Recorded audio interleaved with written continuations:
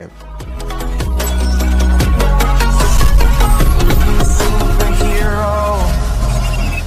True Spectre और the living tribunal ये दोनों मार्वल कॉमिक्स और डीसी कॉमिक्स की दो ऐसी पावरफुल कॉस्मिक एंटिटीज़ है जिनके पावर्स की कोई भी ट्रू लिमिट नहीं और जिनके सामने दूसरी कोई भी कॉस्मिक एंटिटी नहीं टिक सकती।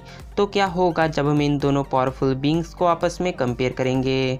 तो चलिए स्टार्ट करते हैं। तो अगर बात करें स्पेक्टर के ओरिजिन की, तो स्पेक्टर भी पहले एक फॉलिंग एंजल था जिसे गॉड ने लूसीफर के साथ हेवन से 10 बिलियन ईयर्स के लिए बैनिश कर दिया था। पर बाद में स्पेक्टर ने अपने किए के लिए गॉड से माफ़ी मांगी और गॉड ने उसे माफ़ करके अपने नए व्रेथ यानी गुस्से के लिविंग इनकारनेशन के रूप में बदल दिया और स्पेक्टर रिप्रेजेंट करता है गॉड के गुस्से और रोष को। तो अब हमारे मन में ये सवाल आता है कि आखिर क्या है ये ट्रू स्पेक्टर? तो अगर हम स्पेक्टर के बारे में कॉमिक्स में ध्यान से देखें तो हमें पता चलता है कि स्पेक्टर माइकल डिमर्गस से भी ज़्यादा पावर्स को होल्ड कर पाता है। पर जो डीसी यूनिवर्स के ओवरऑल गॉड है यानी द प्रेजेंस, वो स्पेक्टर के पावर्स को हमेशा लो रखते हैं क्योंकि गॉड का जो पुराना व्रेथ यानी गुस्से का लिविंग इनकारनेशन था जिसका नाम था एक्लिप्सो, वो उसके पावर्स बढ़ने की वजह से बुरा बन गया था और स्पेक्टर भी ज़्यादा पावर्स मिलने के बाद एक्लिप्सो की तरह बुरा ना बन जाए, इसकी वजह से गॉड स्पेक्टर के पावर्स को अपने हिसाब से कंट्रोल करते हैं। लेकिन कभी कभी कुछ मोमेंट्स ऐसे आते हैं जिनमें गॉड को अपनी लिमिटेशंस को हटाना पड़ता है और जब ये लिमिट स्पेक्टर पे से उठती है तब स्पेक्टर बन जाता है ट्रू स्पेक्टर जिसके पावर्स की कोई भी ट्रू लिमिट नहीं। तो अब अगर बात करें लिविंग ट्राइब्यूनल के ओरिजिन की, तो लिविंग ट्राइब्यूनल को बनाया था मार्वल यूनिवर्स के overall God the one above all ने, ताकि यूनिवर्स में कॉस्मिक जस्टिस और बैलेंस बना रहे।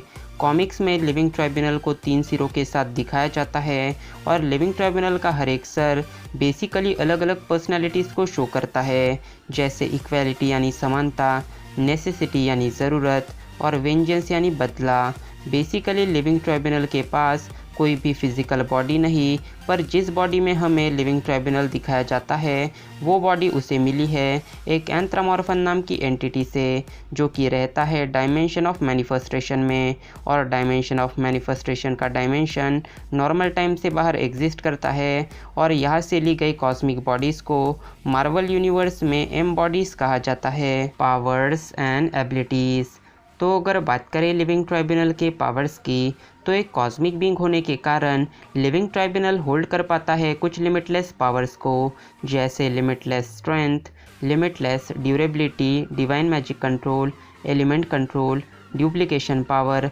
सायोनिक powers, matter control, reality warping, wishing power, radiation control, power nullifier, possession power, fear control, banishment power, animal control, creation power, weapon creation, web creation और weather control. Living Tribunal एक multiversal being होने के कारण वो हर उस power को control कर सकता है जो इस मल्टीवर्स में एग्जिस्ट करती है, जैसे reality control, souls control, dream control, divine magic control, darkness control, will power control, time control और life and death control.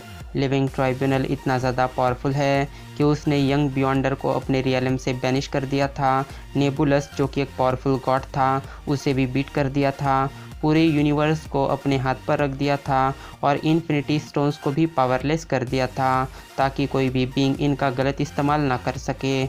Living tribunal के पावर्स का अंदाज़ा इस बात से लगाया जा सकता है कि उसने प्रोटीजी नाम के एक बच्चे को भी हरा दिया था और ये बच्चा कोई मामूली बच्चा नहीं था, बल्कि इस बच्चे को मार्वल कॉमिक्स में द वन अबव ऑल जितना ही पावरफुल बताया जाता है। और इन सब पावर से बढ़कर living tribunal omnipotent, omnipresent, omniscient और इमॉर्टल यानी अमर है। तो अब अगर बात करें स्पेक्टर के पावर्स की, तो अब जब स्पेक्टर के ऊपर से सभी लिमिटेशंस हट गए तो अब स्पेक्टर होल्ड कर पाता है कुछ अनलिमिटेड पावर्स को, जैसे unlimited strength, unlimited durability, size shifting, shape shifting, telepathy, telekinesis, higher dimension control, omnisense, higher level magic control, invisibility, creation power, mind blast, psionic powers, illusion creation, darkness control, void control, mind control और touch to death जैसे powers. Spectre ने एक बार 2 universe को टकराने से रोक दिया था,